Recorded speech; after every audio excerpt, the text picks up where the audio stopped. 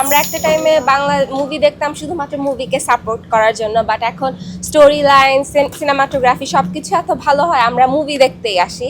মানে সাপোর্টিং এর বিষয়টা তো আছেই, বাট সিনেমা দেখতে সিনেমাটা এনজয় করি দেখে আসি। আর রায়হান রাফির সব সিনেমা দেখি। আজকের সিনেমাটা অনেক ভালো লেগেছে কারণ সবকিছুই ভালো ছিল। স্পেশালি এখানে মানে উইমেন সেন্ট্রিক মুভি আমরা বাংলাদেশে কখনো দেখি না বলেই চলে। এখানে উইমেন সেন্ট্রিক অ্যান্ড মেয়েদেরকে একটু পাওয়ারিং ভাবে দেখিয়েছে, দেখে অনেক ভালো লেগেছে। গল্পটা অনেক সুন্দর ছিল, সবচেয়ে ভালো লেগেছে সবকিছু ইন্টারকানেক্টেড ছিল, সবগুলা চরিত্র, এটা অনেক এনজয় করেছি। আর গল্পতে মানে গভীরতা ছিল, যেটা বাংলাদেশে একটু কম দেখা যায়। এমনিতে আমরা বুঝি যে নারীরা খুব ক্ষমতাশালী পরিবারে, সমাজে, কিন্তু এইখানে ফুটে উঠেছে শেষ পর্যন্ত নারীরা আসলে অবহেলিত।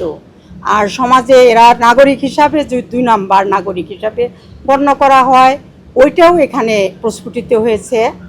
আর সমস্যা এক জায়গায় আমার কাছে লেগেছে, পুলিশ অফিসাররা যদি এত মানে খারাপ হতো, দেশ চলতো না, আমরা চলাফেরা করতে পারতাম না। এই জায়গাটা আমার একটু খারাপ লেগেছে। আর সব মিলে খুব সুন্দর ছিল অভিনয়গুলো।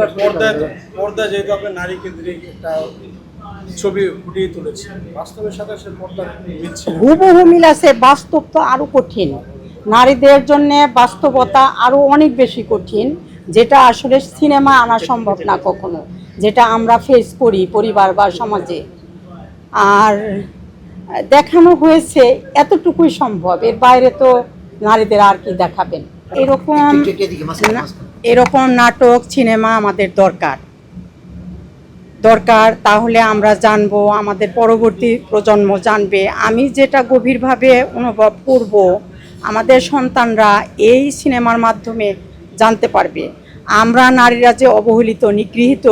এটা আমি আমার এই 55 বছর বয়সে এসে আমি জানতে পেরেছি যে আসলে আমাদের সমাজে অবস্থানটা অনেক নিম্নে।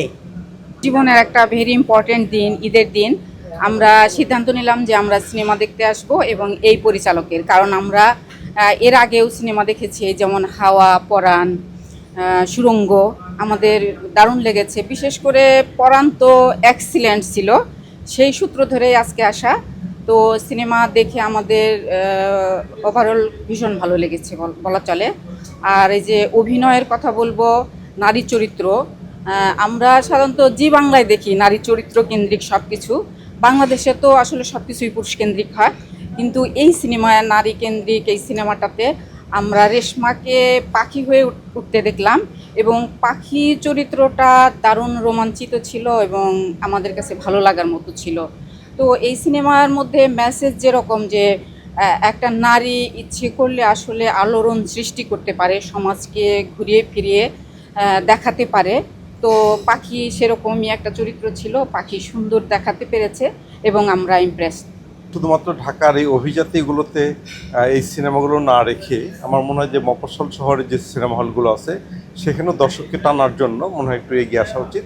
তাহলে আমাদের দর্শকরা যারা সিনেমা বিমুখ হয়ে গেছিল তারা আবার হয়তো বা ফিরে আসবে এবং এই শিল্পটা আবার মানে তার স্বমহিমা আবার প্রকাশ পাবে। তো রায়হান রাফির এগুলো আগেও দিয়ে একটি সিনেমা দেখতে ভালো লেগেছে, এটা এক কথা চমৎকার ছিল, ভালো লেগেছে। রায়হান রাফির যে চরিত্রগুলোকে যার যার জায়গায় নিয়ে আসা, বিশেষ করে শহীদুজ্জামান সেলিম সাহেব, তারপরে ফজলুর রহমান বাবু এবং চঞ্চল চৌধুরী, এবং তাদেরকে একদম জায়গা মতো এখানে মানে করা হয়েছে, উপস্থাপন করা হয়েছে।